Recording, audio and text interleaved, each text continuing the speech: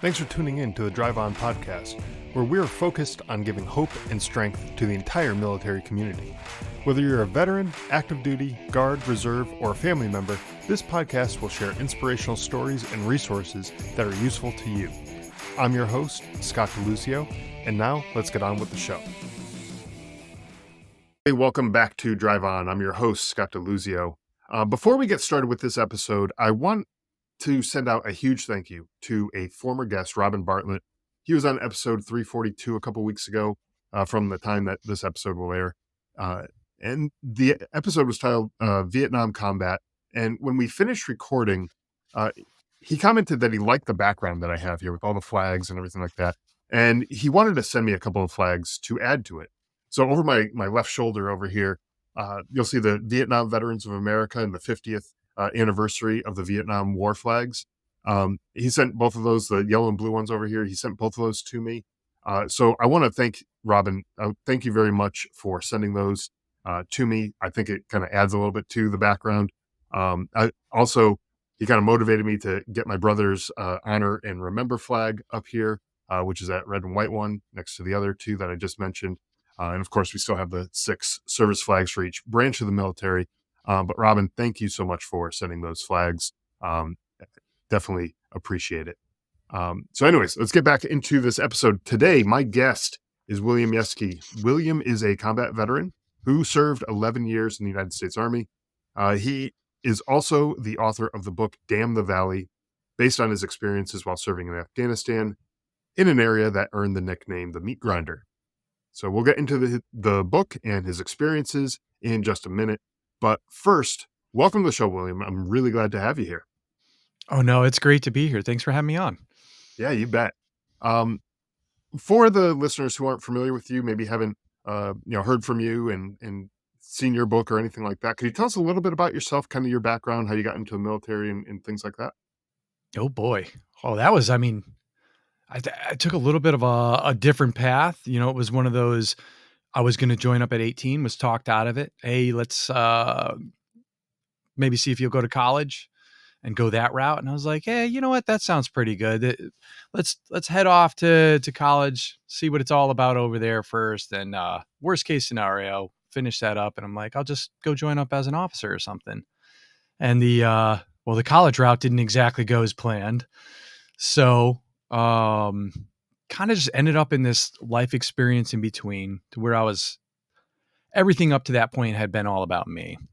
And at that point things were kind of stripping down, and I made the decision to essentially jump out the door, I guess, if you want to go in 80-second terms. So I joined up on a special forces contract at 26. And it was sort of that reset button for me. And I sort of realized through it that, quite honestly, it's something that I think that my mind had said, hey, you need this discipline, because that's really what happened in college there. I didn't have the discipline. I had the smarts. My grades were great. But I had gotten in trouble so many times, on campus with the Wild Bill antics, that they were like, hey, man, like, you're not staying on campus anymore. My parents were like, yeah, I don't think we're funding this anymore. So, what's the failure to launch? Yeah, there you go. Right. And then they just did the kick out the door.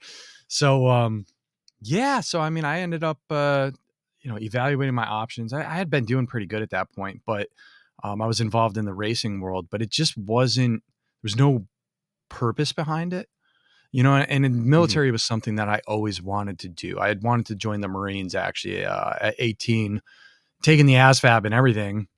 And of course, like I said, I had gotten talked out of it. But, I had looked at the war in Afghanistan and said, hey, this is winding down. So let's read the writing on the wall. Let's base it towards the soft side and head over, with the goal being towards special operations. So I went down on a contract with that.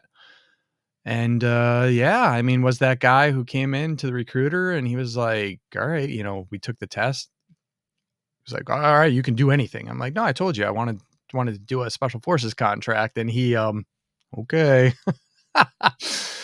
But how I ended up with the 82nd, I got hurt along the way, and they just ended up cutting med hold out of nowhere. They just man, I was not given the chance, and it was like part of 400 people just out of no. I don't know how they ever let this many collect up in medical hold there. I mean, I know they were breaking people off, but that's the numbers were insane. Right. Um, so I found myself, into the 82nd, right down the road, and headed to Afghanistan shortly thereafter. It was, as they do, intensive training cycle into JRTC, and then out the door you go. When things go sideways, will you be prepared? Some people are concerned they might have to go for a long time without electricity or even food. That's why I want to introduce you to 4patriots.com. Get preparedness products you can use now, and that could save your life later. My favorite is 4Patriots' new solar generator, the Patriot Power Generator 2000X. It uses the endless free power of the sun to power lights, your TV, medical equipment, even run your fridge. Plus, it's expandable and comes with a free solar panel. Or pick up one of 4Patriots' best-selling survival food kits. Delicious tasting and designed to last for 25 years. They even have kits with real meat, and if the power's out, no worries. Just boil water over a fire, simmer, and serve. You'll enjoy a hot meal and stay safe in a crisis. More smart people than ever are finding 4Patriots. Over 2 million customers trust them, and you might have even seen them on TV.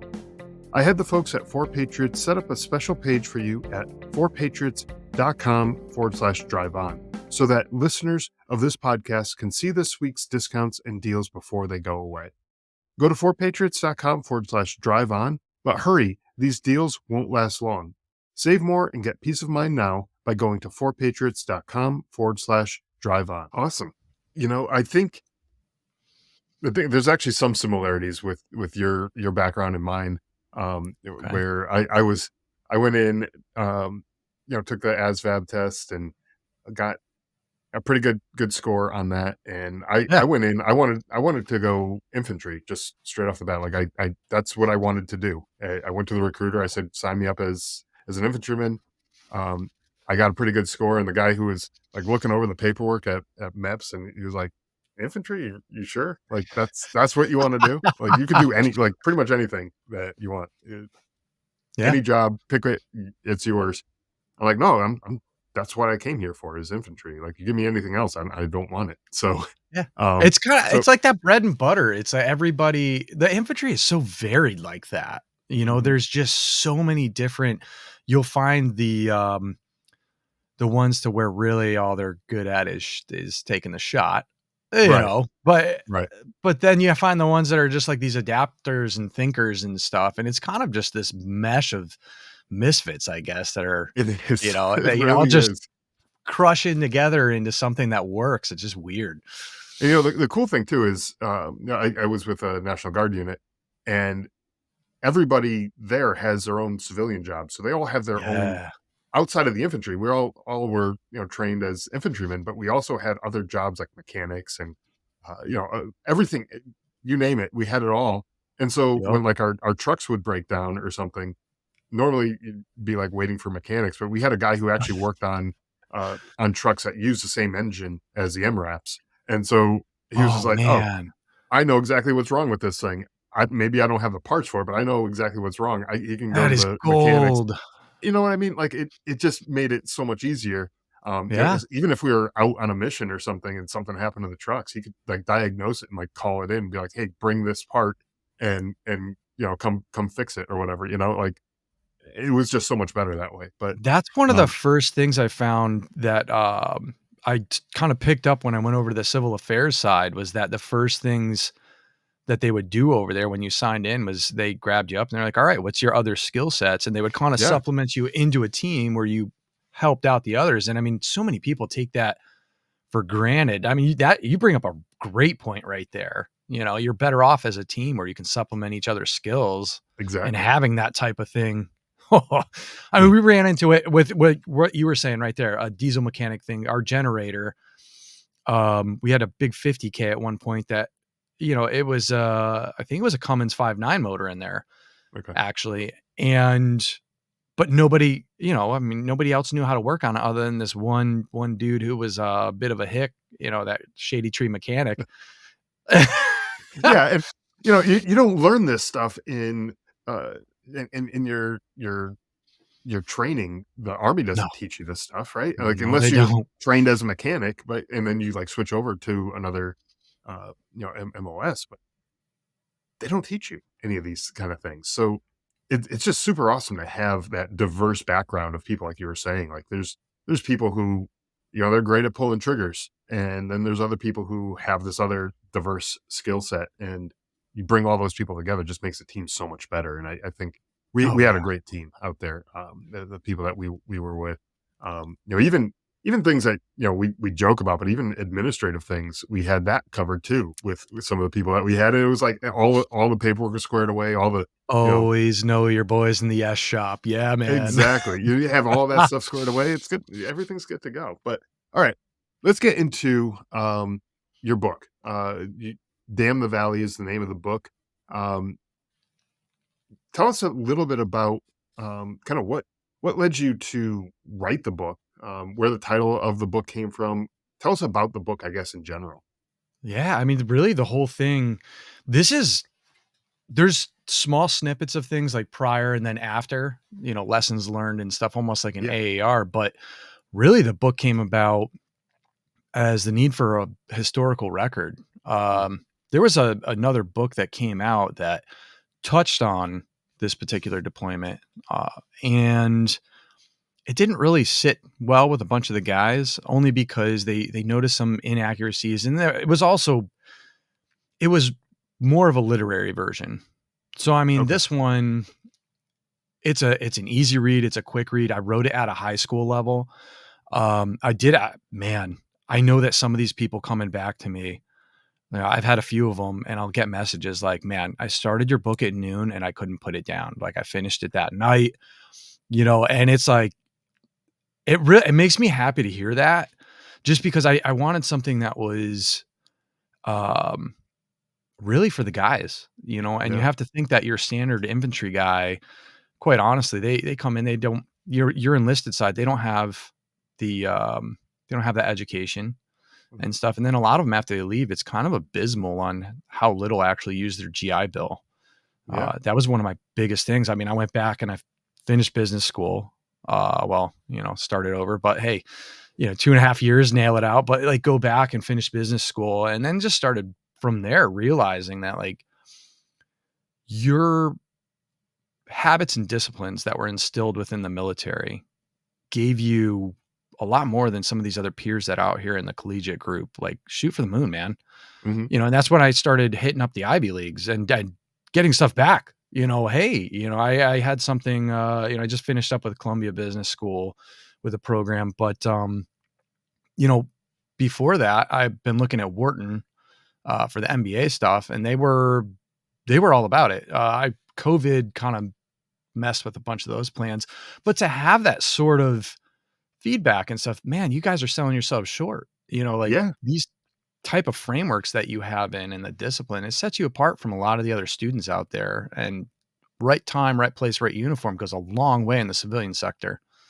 Well, I think to your point, you said, a lot of times the guys, especially on the enlisted side, they maybe don't have the education. They maybe didn't have the best grades in school, high Yeah. school, and they kind of just write off college maybe in their mind. And they're just like, yeah, yeah, I know I have the GI Bill available to me, but you know, what am I going to do? I'm going to go there. I'm not going to do well because I didn't do well in high school. But Yeah. they're different people when they get out. They're a Yes, lot they more are. disciplined than they were in high school.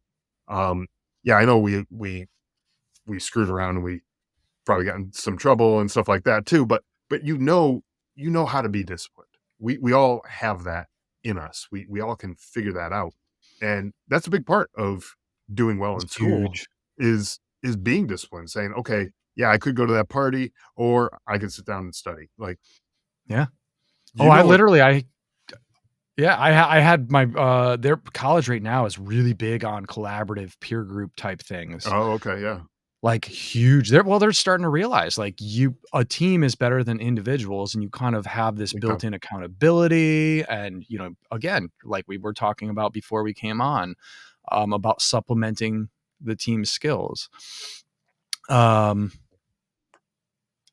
that's one of the biggest things. And really, at one point, it was my it was my final year to where I got so upset at some of these kids to where I was like, all right, that's it. Like some of them, these guys don't even know what right looks like in some of them.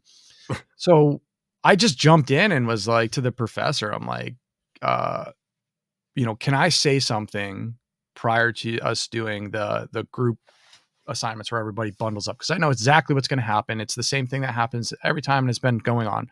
These people just gravitate towards their little cliques, So Hmm. she was like, okay, sure. It's thinking, I don't know, maybe imparting old adage of wisdom or something to these kids. And because I'm at this point, man, oof. I'm that old guy in school. But I completely unexpected. I popped up and was like, "Hey, you guys have seen me around school and stuff, but who is, you don't have to answer, but the guys that are tired of people not pulling their own weight on the team and falling behind on deadlines and where they end up pulling the weight, and everybody else through. If you're tired of that, I'm going to have my own group over here. I'm not moving towards anybody else's group. You guys just come to me. All right, we'll figure it out. But I'm going to offer you a little bit of warning too. If you think that you're going to do that and skate by because some of these other guys are coming over here, there's an agreement and a pact that is going to be signed prior starting this. And if you fail, I will make sure you fail this class. I will go to the professor. And like at this point, she's looking like, you know, What did I do? What? yeah, exactly. But so number one, I was like one of the quickest groups to fill up for one. And like we always had our stuff in. The professor was like, man, your guys' stuff is in. Like our final project, we actually had it in 2 weeks prior. Oh, And we were okay. like, what are your suggestions to the professor? And they were like, no one's ever done that before. Like, and we're like, well, we're done early. So like, let's figure out, like, we know what you're doing. You want to play the range, and we ended up going on to finals within this particular one. It was like pitching an idea to a bank, a fintech firm and Okay. stuff. And we were one of the finalists, it was just Yeah. crazy. Yeah, that's awesome. Well, you get some motivated people together and you're going to get good results, right? And I think that's the same in just about any team, whether it's military or school or business or whatever the case may be. You get a motivated team together, you're going to get the right results. You're always going to find those slackers who just they don't care and they're going to skate by and whatever grade they get. And um, you know, I don't know what their motivation is or lack of motivation, why they're not motivated, but it's like you're paying a lot of money to be here. Like, Yeah. maybe I make the think best maybe of it. I sometimes don't get it. sometimes it's gotta be that they just don't think of, a lot of them, it's the parents that are paying the Yeah, money, could be. Yeah, yeah, Well, I mean, that one in particular, this guy is super smart yeah. in one of my marketing classes. And here I am on the GI Bill and I'm trying to figure out, ways to survive. So I'm stacking, Pell Grants and any scholarships I can get and stuff. And I'm just like, oh man, it's whatever I can do. Maryland's the cost of living out here is insane, Yeah. and new kid. We had just moved out. I mean, there was just thing after thing, and I was just like, I had to hustle. And I found this one marketing scholarship that was open up and I go to him. I'm like, "Hey man, like did you sign up for this? Like I found it. You would be a shoe-in, it's an extra $1,500 in your pocket." And he's like, "Oh yeah, I did see that." And I kid you not, the very next day, the dean of the marketing department comes in and personally hands him an envelope. Okay, nobody else in class, just him, and walks out. And his grades are like phenomenal. Okay. So I go, he's on my team, and I'm like, "Hey, man, like, so what was that?" And he's like, "Hey, it's so crazy, man. It's an invitation to apply for that scholarship you were telling me about the other day." I'm like, "Dude, they're literally trying to give you $1,500. Just apply to it. It's like an essay on why you want it. Like, that's it." Like, Um, that doesn't take too much work to just write no, a minimal effort, yeah. minimal effort. They And obviously wanna give it to him.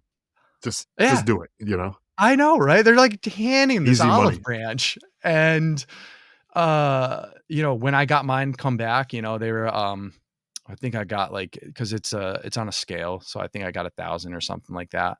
And I go to him and I'm like, "Hey, I just got that scholarship, but I'm curious, like, did you get yours through yet? And he's like, oh no, man, I never even applied. Like, Oh, geez. and Uh, I was like, I dude, I I had a feeling, like, just a gut feeling that that's what you were gonna say, like, the guy never applied. never But I even was applied. listening with, like, hopeful that that's not the way it went, but Right? jeez. It's It's just just a different world. crazy. I don't know. Um, so let's talk about this deployment, that this book is based on. And switching gears a little bit here. I Um, know, I know. I kind of it's chased a cool. No, rabbit for a little no, bit. that's okay. We went down that hole a little bit. We got out though. Um, so let's talk about this. So the book is about this deployment to Afghanistan. Um, Yes. Deployment didn't receive much media attention. The stuff that went on there, and you guys are there. You're fighting, and this place gets the nickname the meat grinder, right? Obviously, you don't get that kind of nickname when No, everything's going great and everyone comes out unscathed. So tell us about this deployment. Tell us kind of uh, the essence what of the took meat place. grinder. Yeah, the essence of the meat grinder. I guess that's a good way to put it. I mean, it was like, so you have to look at our deployment it was a little weird to begin with. You have a few different things in play to where we were actually originally slated for Iraq. Okay. So the entire time on the buildup, we're doing, I mean, hardcore CQB, our ITC and JRTC cycles. It's all fighting. Mhm. It's all just, your standard infantry stuff, but a lot of it is urban combat stuff. And we ended up um, coming down on executive orders, because there was that surge into Kandahar back in Mhm. 2009. So President Obama signed off on orders. We were the next ones out the door. So it just moved us from, they just moved it. They were like, well, forget Iraq, you're going to Afghanistan. And we're like, oh, okay. I for one was happy because they were starting to have that EFP problem out there, Okay. Yeah. where they were getting a huge uptick in EFPs. And that's something between that and that just door to door, you come up to an urban sprawl and have to clear. Oh my God. I just forget that. Like Yeah. was like, thank God Afghanistan. So we end up out here and originally we ended up getting pushed out to Helmand province. Okay. So this is your typical, I mean, moon dust, wide open spaces, hot, dusty desert, Lawrence of Arabia type. You're out there just salt all over your uniform because you're Yep. sweating out as fast as you can drink it. Um, and we got into a rowdy gunfight out there. So I mean, it wasn't like when you tell people like, yeah, we were in Helmand province out of Lashkar, they're like, whoa, and they're like, no, man, like that. Primarily, the Brits were getting their butts handed to them, and then you had Marja out there. And that's ultimately where our battalion commander was trying to push us. They were trying to get us into the Marja fight with the Marines. Well, the Marines didn't want us there. Well, you got a bunch of paratroopers and the Marines, they have Ton Tavern and, they're, Yeah. which I mean, I love the Marines. Like, honest to God, anyone that I've ever worked with in the Marines and stuff, they've been phenomenal. Yeah. It's a really good professional and stuff. But so the Brits wouldn't let us in either. I believe the exact words were, "We don't want a bunch of paras mucking about on the battlefield," which I can just hear it. I can hear that's probably exactly how it was said too. Yeah. Yeah, and it's in his field boots and whatever. Yeah. Right. But Right. um, so our battalion commander had been General Stanley McChrystal's aide at one point. And yeah, so Lieutenant Colonel Genio, I mean, he goes to him and he's like, "Hey, I'm trying to get these guys into a fight. Where we trained up. This is what these guys want. They're a bunch of meat eaters. Like, what do you got for me? What's hopping out there?" And he's like, "Oh, I got a spot for you. And out of Kandahar, we're going to be pushing into there." And that's how we ended up replacing Fifth ID and the Stryker Brigade that was out there.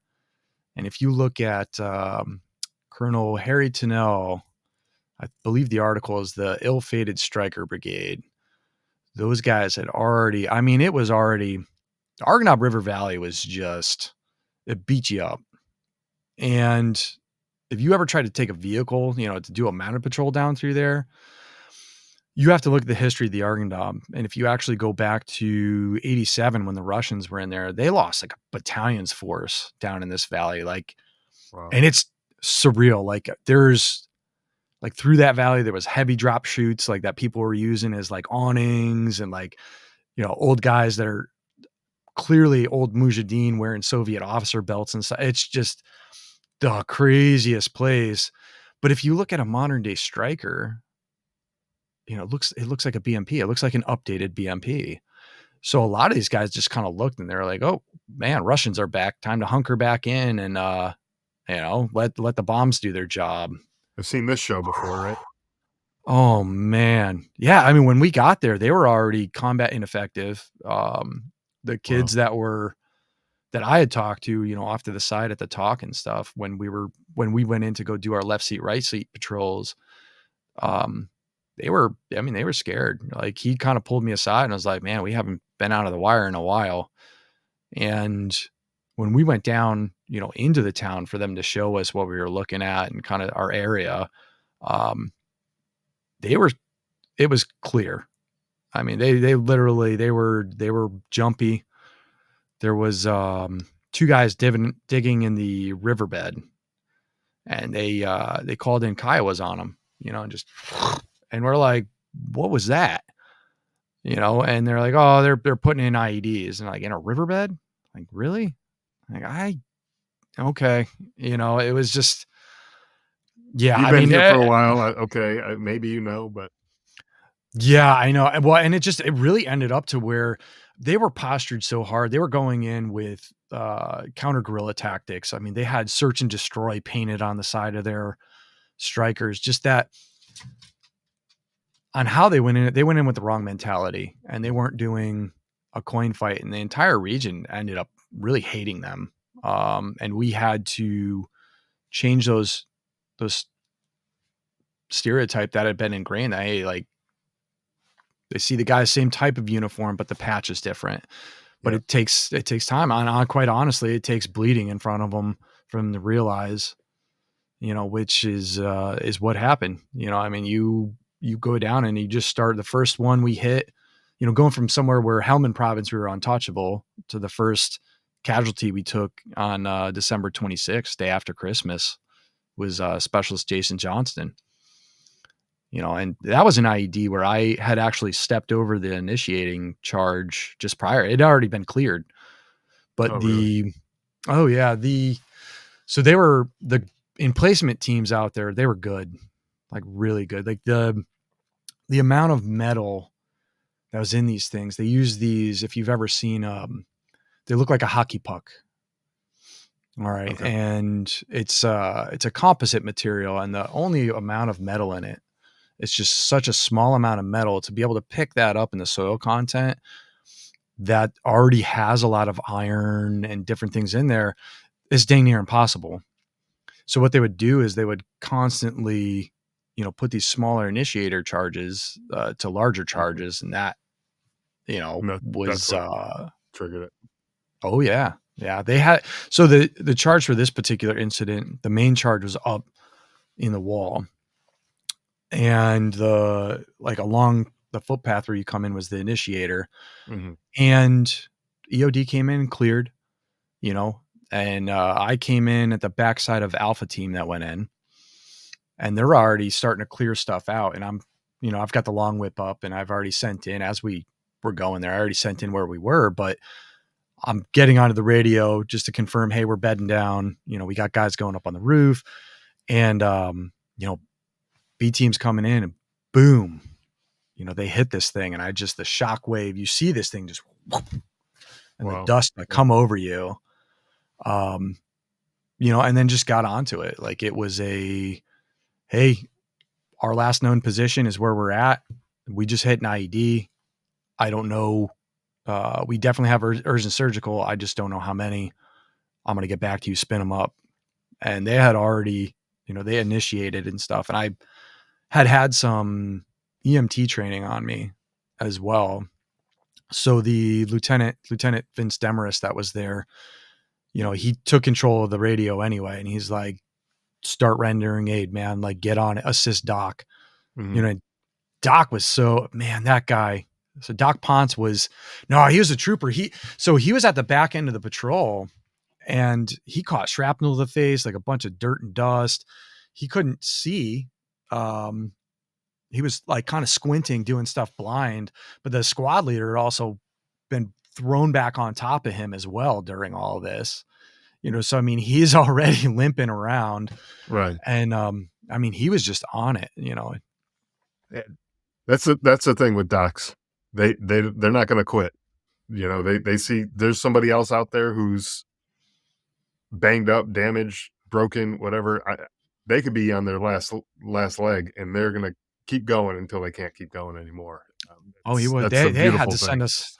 They had to send us another one just because of like he had that Mhm. continence to where he felt the need to be on everything, and just with how, and I know on the RTO side too, they ended up bringing in FO assets and stuff, and we instead of having the both of us out there, we would rotate just because the op tempo is so brutal, and the fact that the area was so saturated to Yeah. where we ended up getting split apart into separate elements. So in platoon size elements. Okay. So that's where, yeah, it's a little bit different. And this is another reason why the book had to come from First Platoon's side, because when you start looking at how many incidences happened out there, we ended up, quite honestly, if you boil it down, we were 28 guys on a combat outpost in the middle of nowhere. Mhm. Um, there was nobody coming down the roads to get us. The only way we got mail was by sling load. No, serious. Like Yeah. they would bring this thing in once a month, and we would have two tri walls come in, one full of water and one had, you know, uh, supplies and mail. And that was it. Yeah. Yeah, and a lot of I think one of the good things about writing a book like this is we were talking about this, I think, before we started recording, that the vast majority of people in this country have no idea of what actually goes on over there. I mean, you Yeah, see like I was saying before, you see on the nightly news, you see the green screen with the little dots on the screen and the little flashes that go across the screen and that then they explode and there's all that kind of stuff. And people just get desensitized and think, oh, that's what war is. And it looks like freaking Call of Duty or whatever. Like it looks like a video game. yeah, But it's not. Like there's real people down there who are blowing up when those little flashes turn into big flashes. That's somebody yeah, blowing up.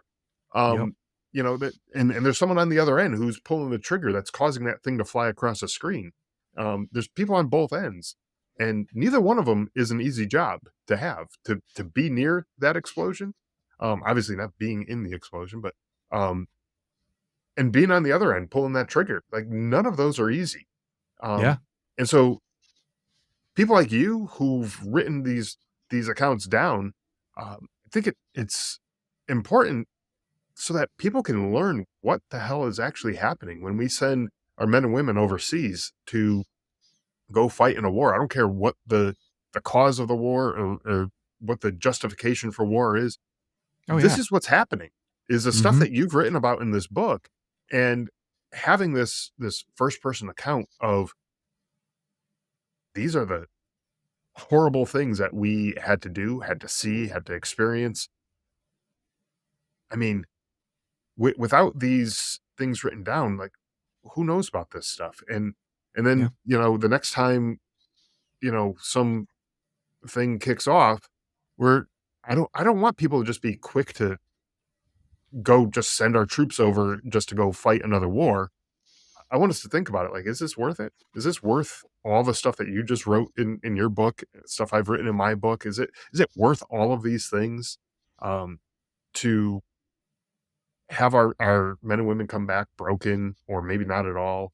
Um, is this something that we want? And trust me, I'm not anti-war at all. I know there's a time and a place for it, but we got to be smart about it. I think, and by knowing what actually happens over there, that's half the battle. I think just knowing how this is going to affect people and and doing the right thing and making the right decisions when we're deciding to send people over there. Well, I know you said something right there about people being broken as opposed to I you know, that's one of the things that there is that stigma out there of the Hmm. broken veteran. And quite honestly, I think it's more about how we frame it. And we Yeah. do Okay. kind of hear a lot of that society end of like a broken vet and this and that. And quite honestly, maybe there are issues. And I know that like even through writing this was enough of an opportunity to slow down to realize that there is, some more PTS type issues Hmm. here. That was one of the ends that was interesting that came out. I've never had a problem talking about this stuff before, but when I really started delving down and it slowed down enough to where I'm writing it down and that disconnect, it was sort of fused, and then all of a sudden I've got tears coming down my face while I'm, writing some of these chapters, but I know Yeah. that the emotion flows into the chapter. So I'm like, you got to keep going and face this stuff. So it was really therapeutic on that end of things, but so many people kind of feel that, they might portray that broken veteran, but it's not. You've been forged is really Hmm. on how I look at it. You've been through some more that other people haven't seen, and you're on the other side of it. Like, what lessons did you learn from there? And maybe sometimes it's taking that tactical pause to sort of realize that, the tools are there or the people and the support is there. You just need to slow down a bit more. You need to take Sure. that breath, don't let it stack up. And that's one of the biggest things that we found is when that stack just becomes it might just be that one last thing on there, maybe some money issues during the holidays, or maybe there's that bout of loneliness and stuff. Hmm. And I know that guys feel cut off, and that's one of the biggest things too about communicating with one another. And that was another super rewarding side of doing this, is getting in touch with some of these guys again. Hmm. And that really it wouldn't have been, and I talk about it later on in the chapters and stuff. That opportunity wouldn't even have been there if it wasn't for something known as Operation Resiliency. That was this is a peer to peer type therapeutic event to where they brought everybody from this particular company back um, to Charlotte, North Carolina, and I think this was in 2018. It was the pilot program for Operas, and um, normally what you get for normal military reunions is maybe 20, 30 guys at Sure. max. We had 125. Oh Like wow. Yeah. these guys came in from all over the place, and it just ended up being something really special. And getting that accountability with one another again Hmm. and reconnecting and stuff, and it kind of lit off the network. Um, and then again with this book, uh, bringing them together at the Airborne Museum down in Fayetteville for that event. And some of those guys during writing this they've gone so over and above with helping. Like the one of the first things was pictures. The publisher wanted 30 pictures. I had nothing. I told the publisher, I'm like, yeah, we're good. I got this. Um, and they responded in droves. I mean, they literally, I kid you not, within a month or two time, had easily a gigabyte. Now there's just, I mean, it's massive, but also making that almost like a share drive for guys too. And they're Hmm. seeing this stuff up on social daily, or even now to where the fact to where guys that were there before us, after us, involved in different units, they're noticing the mountain ranges and it's just so ingrained in. And they're like private messaging me like, dude, oh my God, I know. Like, so the Argonaut holds for a lot of people is just this place of, good times and some absolutely terrible times. So, I mean, Yeah. you've got both ends of the spectrum. And I mean, this whole through the book too, and I tried to keep it to where it's a little bit of a roller coaster ride, like it really is. Hmm. And there is ups and downs. It's not all just that, um, that brutal I mean, there's some chapters are pretty brutal, man. There's some of them are pretty hard, but it's real. And that's the Yeah. difference there is it's just I don't hold it back. I was a little worried at first. And then really it was reading a Vietnam book, We Few by Nick Brockhausen. And he Mhm. actually just wrote an endorsement on the book the other day. Awesome. But it was kind of cool to get that, you know? Yeah, sure. Um, but I was reading this and I'm like, okay, this guy was obviously in it. But people are actually reading this stuff and they're okay with it. Like, okay, like there's no more military historians out there on the battlefield. They've done away with that, um, or at least there wasn't when we were there. That's for sure. Right. And to be able to put something together, by triangulating it with the different guys that were there and like breaking it down into a historical record and something that you can actually, I mean, at this point now it's accepted in the Library of Congress. It's been DoD approved. The guys from the platoon have been through it. I've gotten stuff back from the majority of them. Hey, this is accurate. This is the best accurate picture, and that's what pushed harder for. We were talking before too, like entering in these other elements and pushing yourself to where the flag that's on the cover Mhm. that was the big thing is down at the Special Operations Museum.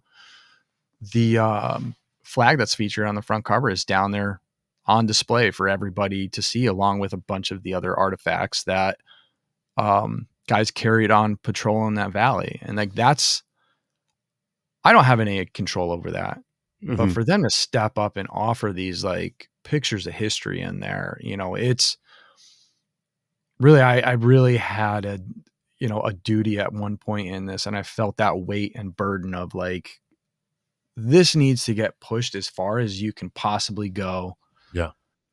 on that end of things, and it's been so rewarding. And I think there's two sides of things, right? Like, so there's your side that you were just talking about, like putting this historical record together, writing this book, getting it, as accurate as possible, checking it with other people that you were with, and yep, we're good to go. This is accurate.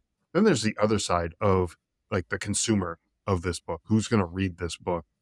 Um, and I think there needs to be the people who actually care enough to know about this stuff. There needs to be more of that, I think. There needs to be those people out there who want to know, about this historical record. And there certainly are those people out there. But there's some people, like we were talking about before, who are just blissfully ignorant of what's going on. And Yeah. it's almost like they need a kick in the ass to say, Well, like, read this this tries book. to And make like, it. you know, Yeah. I mean, yeah. this tries to make it a little bit more like where normally you find these historical accounts and they're boring, they're dry. Mhm. They're written by a general that really wasn't there. He's writing it from the accounts of people that were on the ground or from a battle drill assessment or Or, not or battle damage assessment. let's be real, it's probably written like ghost written too, and it's not Most actually times. the general who was even there, kind of, Yeah. Most So, times. No, yeah. you're absolutely right. Most times that's exactly how it is. I mean, even a lot of the soft books on the market, which is just surprising. It's like, come on, man. Like if you're gonna do it, like dial it in Yeah. and do it right. Mhm. Which I mean, there's some other good books out there, but then when you kind of look and then you're like, okay, this isn't even, you can't count this as historical for one. There's not other, this is your end only. And it's even happened with some of those books to where it's been called out and been like, no, like that's Yeah. okay. Just cause, you were in this unit and that left you with, that check mark or that blue, tag Verified. as they, Yeah. everybody knows these days. Yeah, right. Um, Maybe not so much, so this one, when you get a platoon of guys together, man, I was I was nervous at the launch event because a bunch of them had flown in, Mhm. but not so much because of not because of the accuracy. I had shot this manuscript back and forth with them during the thing, and I compartmentalized it until the very end, and then I put it out to the company and the battalion, like, hey, if you want a PDF, like, I'll get it out there just to make sure on stuff. And a lot of guys, came back and they're like, man, this is it, and I had a ton of that feedback during and formulating it and everything, and really got some stories. This is like one of the best parts, is like getting those stories. Some of these guys aren't with us anymore. Mm. And it's really like keeping them alive, because nobody would hear. There's one in particular to where I can literally hear this particular sergeant's voice during it. It's Yeah. it's something special. It's really something special. And to be able to put that down where nobody else knew about it, but then that somebody would shared it with me and opened up about it. And to do that really makes this something different. And it's really, I think more guys out there need to be, I say it in the closing too. Like, we need to be working on more of this stuff together, Yeah. and with how the world is these days, and what we have for technology. I mean, we're talking, we're hours difference, you Mhm. know, but it's real time talking to one another without any issue. Like, why aren't we holding workshops like this? Yeah. Or, all this stuff is coming in good time. It's people that have to step up and do that. But I kind of call out to other veterans, like, hey man, like, get involved within your veteran communities, with your guys, but even honestly, just your civilian ones too. They need that leadership that we've seen, and Mhm. we can offer, even if it is just like a basic thing, like running the soccer, for the smaller kids and stuff, the amateur soccer stuff. You're gonna have more um side on the leadership end, and that coaching end, than a bunch of them will, and quite honestly, some of those parents these days, you're gonna be the only one stepping up. Right. Yeah, that could be true. Yeah. Um, let's talk about, we talked a little bit about the deployment, and how it had its ups and downs. There's a lot of people, um, it was challenging, right? A lot of people Yeah. with maybe 52% casualty rate. I mean, like, we're talking, you take an life-changing infantry. injuries, and yeah, Yeah. exactly. You had a significant Purple Heart count in your unit, right? That was, when I read about that, I was like, "Holy crap! This Yeah. was And it was real." just Like, glossed over, just I you know, glossed right over. I didn't want to not mention that during this episode either. Like, there was a lot going on during that Yeah. deployment, so it's like, nobody left there unscathed. Like, No. whether they physically were injured or not, they saw it. They had to, help those people, and that does impact you, so nobody left 100% the same that they came in. And I think that's true for a lot of deployments, but in this case, um, this is especially true, I think. um, how did and the other guys that you were with, how do you guys kind of cope with that aftermath after coming back home, and what kind of support systems were in place for you guys? So a lot of that stuff, and that was, man, the first mass formation back at the company, it was clearly apparent. There was they started firing off a cannon at Bragg. Okay. And nobody had told us about this. Oh god. Nobody. And we're back, first day back, mass formation in the morning for PT, and boom. And it was in the distance still, but the entire formation, like standing, like, all of us flinch. Hmm. Every single one, even the first sergeant at the front. And he just kind of did this like little giggle and was like, "Oh, PTS much?" Like, Yeah, right. but for real, like, I mean, they had, I honestly, because of, I had received orders um halfway through the deployment, and it was actually for 5th ID, the striker guys that we had replaced. And I was like, there's no way I'm going over there. Not a chance. And since I had always planned on going the special forces route, I went across and did selection. And quite honestly, after what we had just been through, it wasn't all that bad. There's perspective there, right? Yeah. So my end, I didn't get a lot of the support on that end, just because I just kept running. Mhm. Um, and it wasn't until a lot later on that I actually went, and started seeing somebody at Womack there on post, and they kind of, once I started unpackaging it, they were like, "Oh, what?" But I mean, they had guys that they brought out to us over there.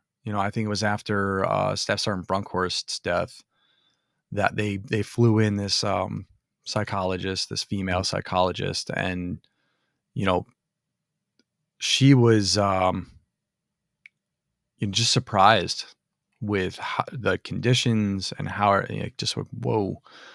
Um, Mm. the fight out there was totally different. Where we'd hear a gunfight across the river, and we would like ache to go and do that, as opposed to the psychological effects of having to walk through minefields all day. Right. And the support, VA's come a long way in it, but really, I mean, a lot of this stuff just got kind of pushed to the side, you know? Yeah. Yeah, I mean, for sure. I mean, I know, years ago, the support that was available was, I mean, virtually non-existent. Yeah. It's definitely come a long way. I mean, but it's got a long way to go, I think, too. Oh, Not for sure. For And sure. I'm not trying to put down anyone who works for the VA or anything like that. I think the folks that I've interacted with anyways, they're great people. I'm Yeah. sure like anywhere you're gonna get your bad apple, but everybody I've worked with, even just the people who call like scheduling appointments, they're pleasant and they're awesome people. It's Okay. So there we went. No. I mean, no, honestly, like sometimes you deal with certain people and they just have this I don't give a shit attitude about their job No. Yeah. It's and not the it's not case. that anymore. Yeah. Like we don't It's have that normally, kind of issue. I've found that in the VA is usually the frontline workers and stuff. They're phenomenal. I've had Yeah. amazing care there. I've had a surgery there that was like, they were like, "Oh, you trusted the VA with that?" I'm like, dude, they were better than the civilian, what I've seen on the civilian side, Yeah. quite honestly. Yeah. But it tends to be at the top, that bureaucracy and like that paperwork end. Cause like there's another one. I mean, I've been on the last 8 months on the schedule for something else. And I'm like starting to rattle the cages and say, "Hey guys, like what in the heck Yeah. is going Yeah. on?" Yeah. And that is true. And I think on the lower uh, front line, I don't want to say lower. That sounds degrading. I don't mean that these people are like the bottom of the barrel trash or anything like that. That's not what I'm talking No, no, about. they're the frontline They're workers the there. front They're the line, ones that are, yeah, seeing the and people when they come in the door. a lot of times those people are veterans themselves, and Mhm. Yeah. like if I was a veteran sitting there behind the desk like at a VA facility and you walked in and you're like, I need help with something, like I'm gonna move mountains to make sure that you get the support that you need. Yeah. Damn the bureaucracy. I don't really care about that stuff. Paperwork and the the people, off in their offices someplace else. I don't really care. I'm gonna figure out how am I gonna get you in to get the care that you need. Yeah. And that's think is a good thing. We have a lot of that going on.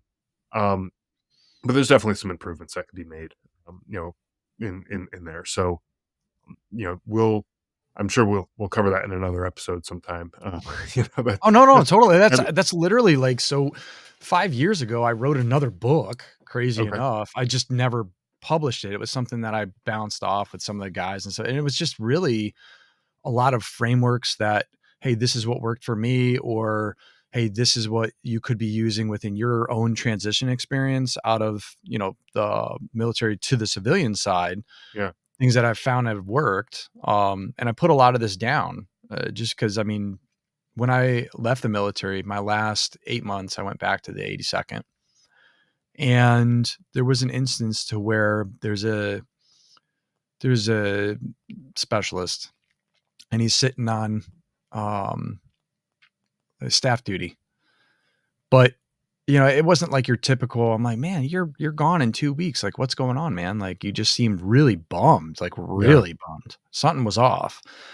And yeah, no big deal. Like, yeah, I'm like, "Dude, look, man, just come back to my office. Nobody's back there. We'll just hang out for a little bit. Nobody's in the freaking building." I can't remember what we were doing, but it was just us both. And he just breaks down and is like, "I got busted down in rank. They're separating me early. Like, I don't know what to do. I have I haven't done anything to clear. I don't know where I'm going, and quite honestly, I'm getting ready to kill myself." And I just looked at him and I was like, "Look, man, what's your I hear you, and you haven't spoken to anybody, so, I mean, I know this is serious." I'm like, "But, like, what do you want? What's your goal? You know, nobody's talking to you out here, but I give a shit. I care about you. Like, what's going on?" And, he's like, "I just don't see the way forward." And I'm like, "Well, if I try to get you the help that you need, will you at least go through the steps, you know, just take that next step?" Mhm. And he agreed, and so I put in the call for a sergeant, and, man, that guy, wrong answer. He literally gets back to me and he's like, "Get him out of here. Freaking, he's a problem. Get him out of here as quickly as you possibly can." And I was like, "Dude." So I go back to the kid and I'm like, "Hey man, come with me. We're going to see Sergeant Major." And Yeah. that's what I had to do. I mean, they hated me for it, and I got assigned this kid, for the next few weeks, and they thought I wasn't going to be able, they were like, they were going to hang it on me. But, not only did I get him out the door, but the help he needed as well. Like, they were tracking and stuff. We had him seeing somebody constantly, and they like got him actually seeing somebody and like getting the counseling and stuff he needed. But on top of it, he had no idea that he was also owed like another $75,000 from the military for the contract and moving forward. And like, this is just stuff to where he had no idea. And it just took someone taking that minute and like, all right, calm down. Like, let's look at everything in front of us. Let's look at the options, what we have here. Yeah. And, somebody saved, thank God. Thank God that, but it's like, know your guys and know the people around you and just talk to one another, you Well, know? and like in your case, notice changes in people's behaviors, right? Yes. You see someone who's sitting there and they're looking like just a shell of a person. You might wanna go Mhm. talk to that person. Like Yeah. the something's not right. Like that's not a normal way to be behaving or whatever. So maybe it's not a cry for help necessarily, but it's it's a red flag. You Oh, can definitely. definitely see that there's something going on there. There's something wrong. Let's let's investigate. Let's peel back that onion and figure out what's going on with this person.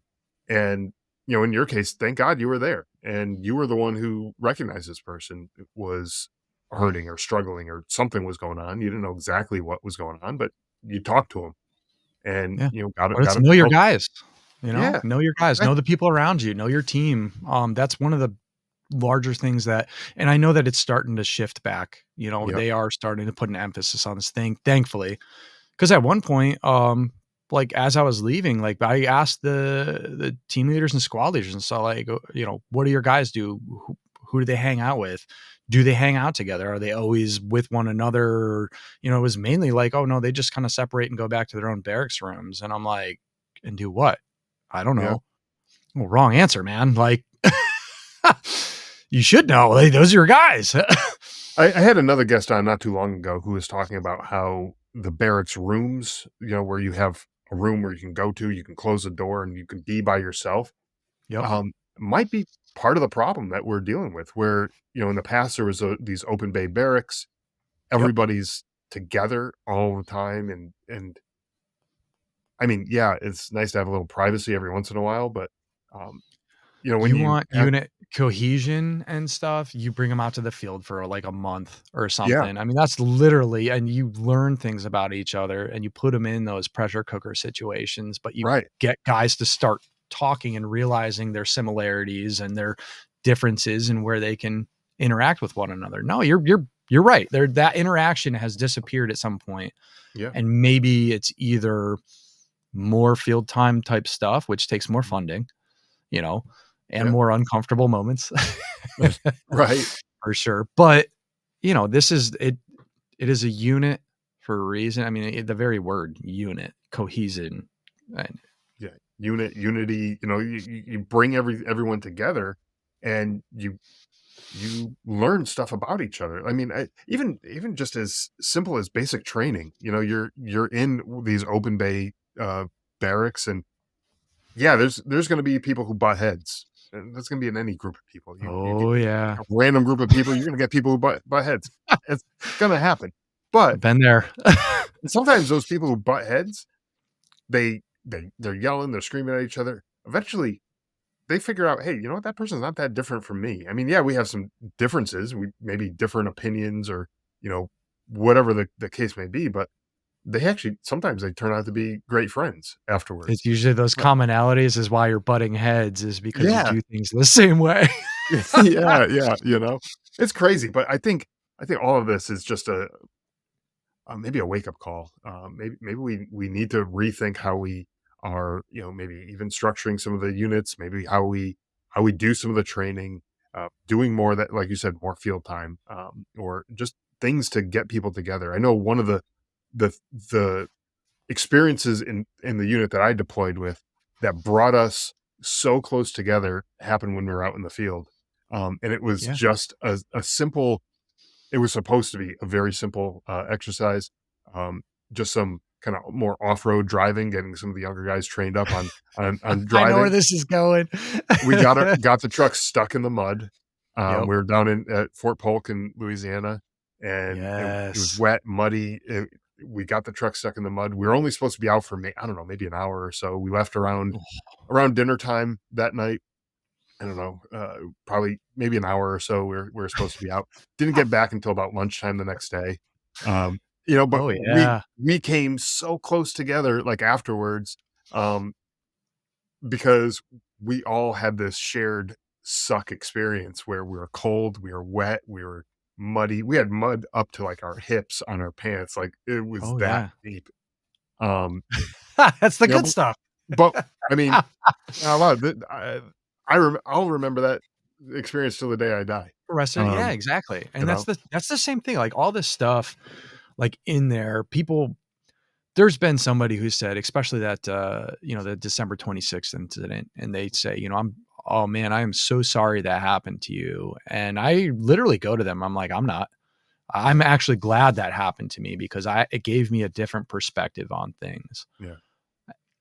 Not happy that it happened, but, Sure. happy that it happened to me in the way of, like, it was a lesson, you That know? life lesson that you end up with, right? And that you hear that kind of message from people who, like, for example, they're they're battling cancer, or, some other life threatening kind of illness or disease or whatever. And they're like, honestly, it was the best thing that ever happened to me. It changed my perspective on Yeah, life, changed all this stuff in me. And fortunately they, beat the disease, whatever the thing might be. But, they they turn out and they're like, my whole perspective on life is a complete 180 to what it was before. And, I wouldn't trade it for anything. And yeah. it's just crazy when you haven't experienced something like that. You're like, this this thing must have messed this person up more than they think it did, because it's like, whoa, you know. But Eh, but but then you really start to think about it, and it's like, you know, I kind of get it. Like, sometimes you got to go through some of these hard life altering experiences to see the light, if you will, to get that. no, there absolutely that like, there is a whole thing with, today's men in society not having the traditional trials and stuff that they used to have. Like, I mean, you look yeah, at anything going from any sort of tribe type societies or civilization, it's usually that young man leaves for his trial and comes back after it either stronger or not at all kind of thing. right, And I know it's a little bit of a like either stoic or but like these things do they help build you.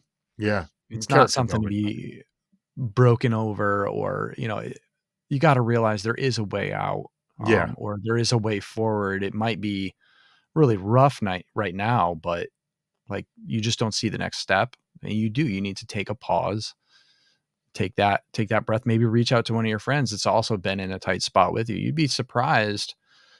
Um, Again, like one of those other things that was started during COVID was a peer-to-peer thing over Zoom, yeah, and it was put in a format to where it was the guys getting together, but they would share stuff. They really would. Like, hey, is anybody going through anything? And because it was these guys from back then, they would. And more times than not, it was like, oh, hey, man, I've been through that before. Like, Yeah. Let me give you some options that might work for you. And just knowing that, even that, hey, you got somebody behind you that has your back on that, and that group is really, you're accountable to that group, Mhm. in the way, yeah, whether you like it or not, you might not Yeah. realize it, but you are, in the back of your head, it says, "Hey, man, like, when's the next meeting?" Or, "Hey, you gonna have some news to give to them in that next meeting," or something, or even just the guy you're talking to on the side that had experience with it, you know, I really wanna bring something back to him, um, Yeah. you know?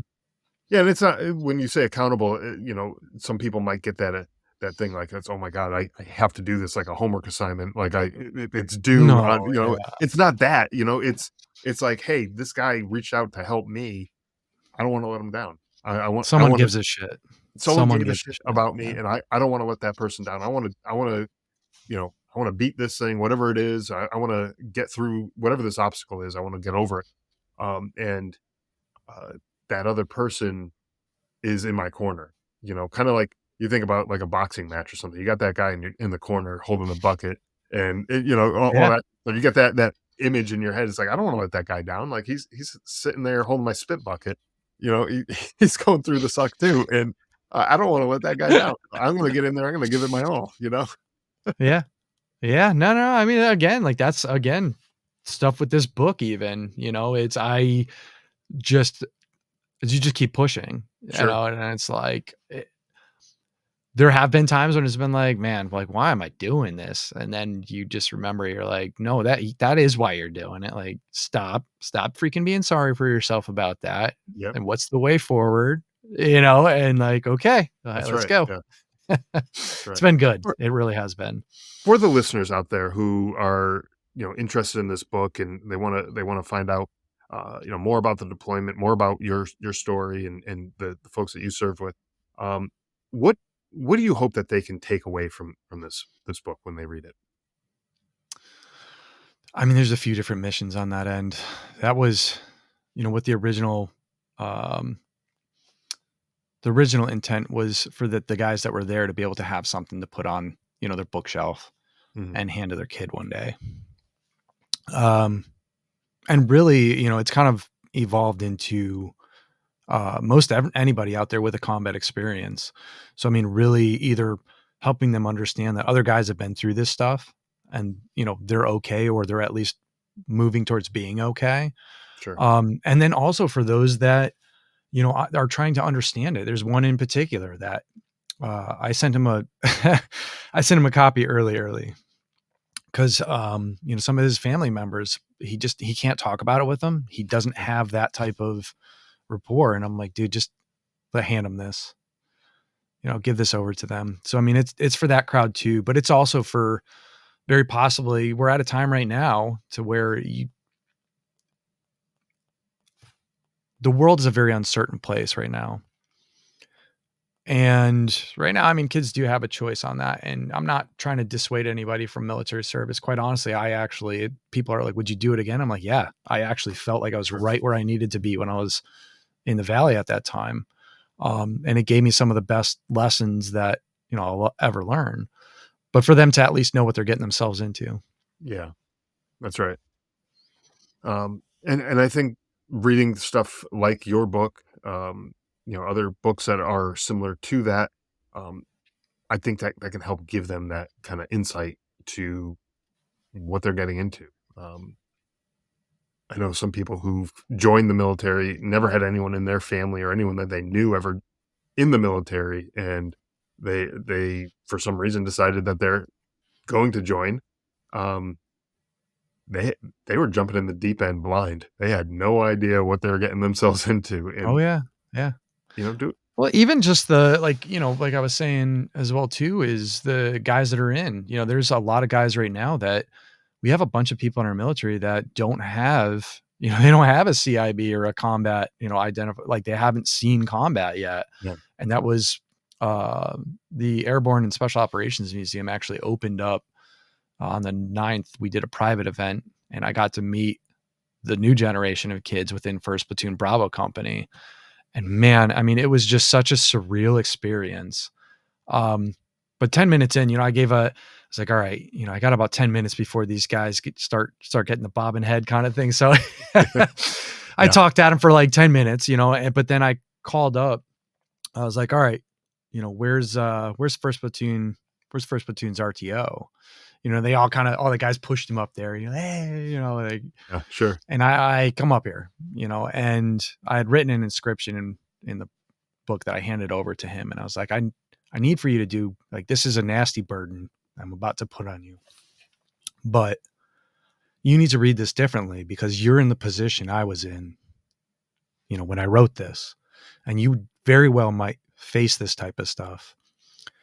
Yeah. And he did, he took it very seriously. And like afterwards, it was just crazy to see that some of the things that the new generation does differently, because after everything, I went into a Q&A, he sat back down and we had a really good Q&A session and stuff. I was just like, let me hear from you guys. What do you want to know about? But afterwards, the RTO kind of pulled me aside and he was like, hey, do you have any other advice? Something you said in here clicked. And we had a little bit of a talk on, like, passing some of this mantle of generation. It was particularly doing cards and stuff and having a 9-line written up, Mhm. pre-done, because when that hits the fan, you're not thinking that way. And it's good to have a guide in front of you. And it's just some Yep. simple stuff like that. Yeah. But you could see that his mind, he was already working on these solutions and stuff. And I'm like, man, this new generation is just they are hungry for it and they're thinking about it differently. And it was really good to see that. It was Mhm. really good to see that. So there's Yeah. hope.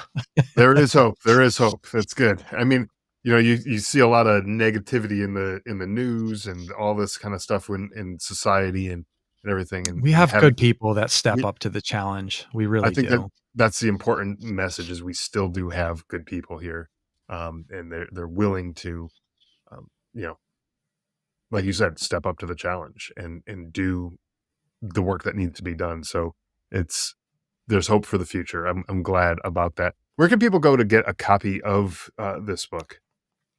Well, yeah, I mean, you could get it at any of the major retailers. I mean, you got Amazon, Barnes and Noble, bookshop.org, your independents and stuff. Sure. Um, I have all those links on damnthevalleybook.com. So Okay. you can get shot out to like wherever you need to be. It's almost like a link tree. There's also author copies on there. And I know it doesn't help my Amazon numbers, but what I've been trying to do is, I know, right? Yeah. Everybody these days is all about that. But um, I guess if you don't put the message out there, you don't get the story. But That's right. on there, for any of the author sign ones on there, for every 2 that I sell, I can get 1 copy out to the guys that were there. So, I mean, my goal is to get, 150 copies out to these guys. And we're getting there. We're doing pretty good so far. Excellent. Excellent. Well, I will have a link to that in the show notes for everybody to, uh, you know, take a look at, get a copy of the book wherever they prefer to buy a copy.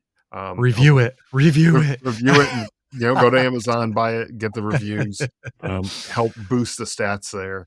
Right. There's, you got the algorithm that you got to deal with over there. Oh, That's it kind of so is. It's crazy. You gotta play. It's crazy. crazy the games you have to play for that, but It's what are you not gonna you can't do? just write a book anymore. Like, you have to become, like, a marketing expert too to figure out how to navigate Amazon and all this other shit that comes, you know? Well, that's funny because I mean, that's what I went to school for, but no. Like, no, I mean, like, so, like, the book is written, from that perspective. I didn't do any of the tricky stuff in there, but it's definitely helped along the way, like, that's what I went to school for, like, for real, Yeah, was marketing. I didn't go to be a journalist or a writer. This was just something that, um, the call came and, I answered it and here we go. But yeah, it's been getting some really good feedback, which I mean, I can't and I'm happy about that, but I'm really happy that's the awesome. most about hearing back from the guys. Yeah. Well, that's I think the best reviews that you can get, is from the guys who are there and, knowing that it's resonated with them, in a positive way. That I think that's a great thing. When things go sideways, will you be prepared? Some people are concerned they might have to go for a long time without electricity or even food. That's why I want to introduce you to 4patriots.com. Get preparedness products you can use now and that could save your life later. My favorite is 4Patriots new solar generator, the Patriot Power Generator 2000X. It uses the endless free power of the sun to power lights, your TV, medical equipment, even run your fridge. Plus, it's expandable and comes with a free solar panel. Or pick up one of 4Patriot's best-selling survival food kits. Delicious tasting and designed to last for 25 years. They even have kits with real meat, and if the power's out, no worries. Just boil water over a fire, simmer, and serve. You'll enjoy a hot meal and stay safe in a crisis. More smart people than ever are finding 4Patriots. Over 2 million customers trust them, and you might have even seen them on TV. I had the folks at 4Patriots set up a special page for you at 4patriots.com/drive-on so that listeners of this podcast can see this week's discounts and deals before they go away. Go to 4patriots.com/drive-on, but hurry, these deals won't last long. Save more and get peace of mind now by going to 4patriots.com/drive-on. So before we wrap this episode up, I want to do a segment I call Is It Service Connected? And for the viewers who aren't familiar with it, maybe you're not familiar with it either, Is It Service Connected is sort of like America's Funniest Home Videos, military edition, where we take a look at a video of a service member doing something stupid, and we try to predict whether or not whatever happened in the video would qualify as a service-connected disability somewhere down the line.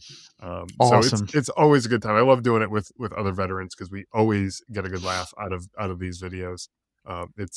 To me, it's one of the most fun things. I'm here. wondering now if you picked out a parachute specific one. You know, I didn't, and I'm There's thinking so about many it good now. ones.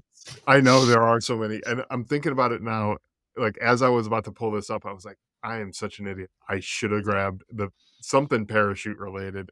I Yeah. am literally like, I know you're gonna bring up what you bring up, but there's this Yeah. one out there with this guy who like comes flying in, but he must have caught like a crosswind or had to pop a reserve or something. He goes like flying down right onto someone's balcony. Oh, that's funny. It's hilarious. I saw another one the other day, and there's this guy. He's coming down. Everyone's coming down. There's this big open field, beautiful landing area. Like no obstacles in the way except for there's this one tractor sitting off on the side. And this one guy comes in and he nails the tractor, the only obstacle in the entire field. That's This guy funny. nails it, and he's on top of the tractor. Like is Oh where he hits. Then he man. down on the ground. I don't know if he got injured or not, but it You was gotta funny. slip away, baby. I got to find that one again. Maybe that'll be the next one I pull up here for. This Nice. one. But I'm gonna get this thing shared up here with you. Let's so see what we got. You can take a look at it, and we can both laugh at this guy who Oh yeah, appears. canal crossing. Yeah, it looks like a little canal. I'm going to kind of describe this for the audio listeners who maybe can't watch this right now. But if you want to check it out, go to YouTube, go to Twitter, wherever you want to go, where we have this video. You'll be able to watch the video, and you can laugh along with us. But the video, yeah, it looks like it's a canal crossing, and I don't know about you, but I'm looking at this. It looks like a pole or a pipe of some sort. It looks pretty flimsy. Yeah, probably has a little grease on it, you know, but Grease. yeah, Probably it's never been cleaned ever. Who knows what's flowing under it in that canal, which yeah. may rise up and cover that thing. So it's not going to be an easy time. Yeah, it's not going to be an easy time crossing this thing. So let's play this video and see what happens here. So I'm going to hit play here, and all right. So he's a little timid going across. I think you got to be a little quicker. Yeah, I mean, he didn't even get. Oh man! Oh, His face planted into the other side. Then he's like straight. Oh man, he face planted into the other side of the canal. Back, bam. And then he like backflipped into the water. He's covered. He's covered. Head to toe in that. I'm being generous maybe by calling it water. Who knows what the hell's floating through there? Probably whatever diseases he ended up with inevitably after getting out of that. Yeah. That might be service connected, right? Better see Doc about them doxycycline tablets. Yeah, you're gonna want to bump up the dosage on that. Yeah, definitely change your socks. That is some advice I think Doc would probably give you. For Definitely sure. do that. Your feet are going to be crawling with grossness, and you don't want all that that. funk. All Now, that funk. I'm kind of looking like I was kind of looking at the other side. It didn't look like anyone else was on the other side of that canal. So Yeah. this is probably like, hey, private, go check this out. See if we can make it, And they clearly couldn't. So there's someone else scouting how to get across this You canal. gotta be careful though. I mean, it looked like he was wearing full kit. You hear Yeah. about guys going under, and I mean, we actually had one in particular that actually happened to. Oh yeah. You know, but yeah, he just, I I mean, mean, it didn't look like it'll that drag deep. you down. It wasn't that super deep. Like his feet were still like up above the water, I Oh think, yeah, when yeah. he fell in. So but you're right. Like you might do something stupid like this and not realize how deep it is. Like we were in Afghanistan and the monsoons came through and flooded this area. And there was this group of uh, nomadic people. They happened to be in this area temporarily, and the rains came in, flooded this area, and they had cows that were on this little island in this middle of this flooded area. And they came to us to see if we can help rescue their cows. And I'm like, first off, I'm not sending any of my guys out across this water that's flowing right now, Yeah, especially in full kit. Because I'm not having them take that shit off either outside the wire. yeah, Because who knows? Is this an ambush that they're setting up? You don't know what's going on. But we went out and we're like, sorry about your cows, man, but we're in no position to help you right now. Like yeah. Nothing you can do. at that point, I wasn't going out there. I wasn't going to send any of my guys out there. And I wasn't going to drive any of the trucks out and hope that it didn't get No, washed yeah, away. yeah, How else were it's we going to crazy. help them? So I don't know what they were expecting us to do, like fly a helicopter in and scoop them up, but like I'm not doing that either. So I know, right? This is not Operation Dumbo Drop, guys. Like, no, exactly. We're here to fight a war, not save cows. I don't yeah. know. Maybe that would have won the hearts and minds of that group of people, but I don't know. They didn't attack us. I guess we're okay. I guess I Yeah. understood, like, there's not really much we could do, but, Yeah, it was a long um, shot on their end too. yeah. Yeah, it was just a hope and a prayer, I guess, but anyways, thank you so much again for taking the time to join us, sharing your story. Again, for the listeners, Damn the Valley is the book. Go get a copy. The link will be in the show notes, and go to Barnes& Noble, go to, any of the local bookstores around you, or go to Amazon, get a copy of the book. But thank you again so much for taking the time to join us, sharing your story. I really do appreciate it. No, it's been great. Thank you for having me on. It's You been bet. great. Thanks for listening to the Drive On podcast. If you want to support the show, please check out Scott's book, Surviving Son, on Amazon. All of the sales from that book go directly back into this podcast and work to help veterans in need. You can also follow the Drive On podcast on Instagram, Facebook, Twitter, LinkedIn, YouTube, and wherever you listen to podcasts.